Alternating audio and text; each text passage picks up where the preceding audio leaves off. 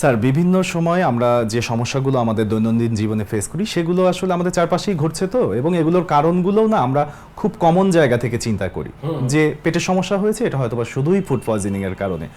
এটা যে পানি থেকেও হতে পারে পয়জনিংটা, বা অন্য কোনো কিছু থেকেও হতে পারে, এই বিষয়গুলো নিয়ে এত ডিটেইল আমরা ভাবি না। স্যার আপনার কাছ থেকে জানতে চাইবো যে বেলস পালসি এটা আসলে কি কি কারণে হয়? আপনাকে ধন্যবাদ। বেলস পলসি বুঝি আমরা কিভাবে, মুখ বেঁকে যাওয়া, মানে হাসি দিলে মুখটা একদিকে চলে যায়, বা চোখ বন্ধ করতে কষ্ট, বন্ধ হয় না, একটা খোলা আর একটা বন্ধ হচ্ছে, মুখে পানি, খাবার খেতে পড়ে যাচ্ছে, পানি খেতে গেলে পানি পড়ে যাচ্ছে, এটা হচ্ছে বেলস পলসির লক্ষণ। পলসি মিন্স প্যারালাইসিস। প্যারালাইসিস কে হয়? মাসেল হয়। মাসেল কেন প্যারালাইসিস হয়? মাসেলে যে কারেন্ট সাপ্লাই দেয় সে দিতে পারতেছে না। তাহলে যে মুখে কারেন্ট সাপ্লাই কে দেয়? আমাদের একটা ফেসিয়াল নার্ভ আছে, ওই নার্ভ দেয় দুই পাশে দুইটা। এই নার্ভ যদি কোনো কারণে অকেজ হয়, বাংলা আমি বোঝানোর জন্য বলতেছি, তখন সে আর মুখের মাসেলগুলোকে সাপ্লাই দিতে পারবে না, মুখের মাসেল প্যারালাইসিস হয়ে যাবে, মুভ করতে পারবে না। Bell's palsy most of the কারণ হচ্ছে বিভিন্ন ভাইরাল এবং ব্যাকটেরিয়াল ইনফেকশন থেকে হয়। ভাইরাস, ঠান্ডা জনিত সমস্যা। রুগীর হিস্ট্রি হচ্ছে রুগী যে আমি সিলেট বেড়াতে গিয়েছি, জার্নি করে এসেছি, পরের দিন দেখি মুখ বেঁকে গেছে। বা রুগী বলে আমি কালকে প্রচুর আইসক্রিম খেয়েছি, ঘুম থেকে উঠে দেখে মুখ একটা বাঁকা।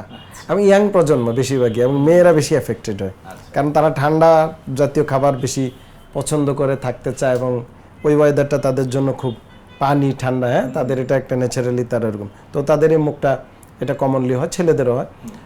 এটা হচ্ছে কমনলি।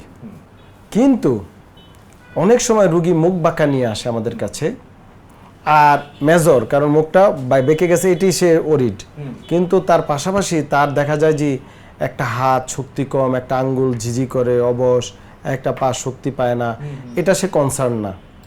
সে মুখটা বেঁকে গেছে ওটা নিয়ে কনসার্ন। সেটা হচ্ছে ব্রেনে যদি স্ট্রোক করে তখনও কিন্তু মুখটা বেঁকে যেতে পারে। এই যে বেলস পলসি, এটা কিন্তু স্ট্রোকের কারণেও হতে পারে। এটা যে শুধু itself nerve, virus, bacteria another কারণে হবে সেটা না, এটা কিন্তু স্ট্রোক থেকেও হতে পারে, এবং most of the mild stroke, খুব সূক্ষ্ম পরিমাণ স্ট্রোক থেকে, এবং স্পেশালি আমরা স্কিমিক স্ট্রোকগুলো যেটা আছে, স্কিমিক স্ট্রোকে এই সাধারণত মুখ বাঁকা বা বেলস পলসি আমরা প্রায় রুগী পেয়ে থাকি। সেক্ষেত্রে কিন্তু পাশাপাশি তার একটা হাত, এক অংশ বা একটা আঙ্গুল, একটা পায়ের আঙ্গুল একটু দুর্বল লাগতে পারে, রুগী হয়তো কনসার্ন না, রুগী মনে করে যেটা হয়তো এমনিও স্বাভাবিক, অনেক সময় হতে পারে শরীর দুর্বল এরকমটাই ভাবে সবসময়।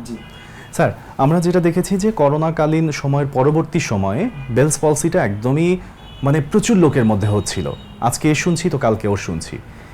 করোনার সাথে এটার আসলে কারণটা কি? করোনা কি শরীরটাকে উইক করে দিচ্ছিল, সেই কারণে এটা হচ্ছিল? আসলে করোনাকালীন আমাদের যেমন আমরা তো কোয়ারেন্টাইন করলাম, সবাইকে বের হইতে দেওয়া হয় নাই, ফিজিক্যাল অ্যাক্টিভিটিস ছিল না, ইমিউনিটি সাপ্রেস করছে, আর করোনা ভাইরাস পরবর্তী টিকা এবং করোনা এফেক্টেড সব মিলেই মানে যে কোনো ডিজিজ, স্পেশালি যে বেলস পলসি বলেন বা যে কোনো রোগ কখন আপনাকে আক্রান্ত করবে? যখন আপনি দুর্বল হয়ে পড়বেন।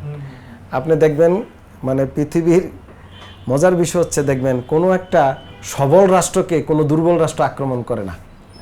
বাস্তবতায় আসতে হবে আমাদের, একটা সবল রাষ্ট্র একটা দুর্বল রাষ্ট্রকে আক্রমণ করে। তদ্রুপ আমাদের শরীর সেম, যখন আপনার এই রাষ্ট্র মানে শরীর তো একটা রাষ্ট্র, এই রাষ্ট্র যদি দুর্বল হয়ে পড়ে, ইমিউনিটি সাপ্রেস করে, তখন ওই যে আমাদের ইনিমিকে রোগ, এই রোগ তখন আপনাকে এফেক্ট করবে। রোগ প্রতিনিয়ত কিন্তু অ্যাটাক করার চেষ্টা করে, কিন্তু আপনি দুর্বল না হলে সে কিছু করতে পারে না। তো করোনাকালীন আমাদের ইমিউন সিস্টেমটাতে ঘাটতি ছিল। আপনি যখন হাঁটবেন না, চলাফেরা করবেন না, মুভমেন্ট কম করবেন, আবার আপনার সাইকোলজিক্যালি, ইকোনমিক্যালি সাপ্রেসড, আপনি অনেকে জব হারা হয়েছে, লক্ষ লক্ষ মানুষ জব হারা হয়েছে করোনাকালীন, প্রতিষ্ঠান বন্ধ হয়েছে প্রচুর। সো এগুলা সব এফেক্ট হয়েছে একসাথে, এফেক্ট হওয়াতে এগুলাই সব আপনি যেটা বলছেন, নট অনলি বেলস পলসি, অনেক ডিজিজই কিন্তু বেড়ে গিয়েছিল।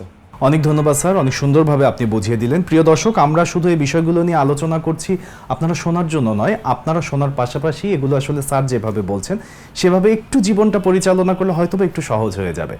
ধন্যবাদ দর্শক, স্যার আপনাকেও ধন্যবাদ। আপনাকে অনেক ধন্যবাদ, নাগরিক টেলিভিশনকে অসংখ্য ধন্যবাদ।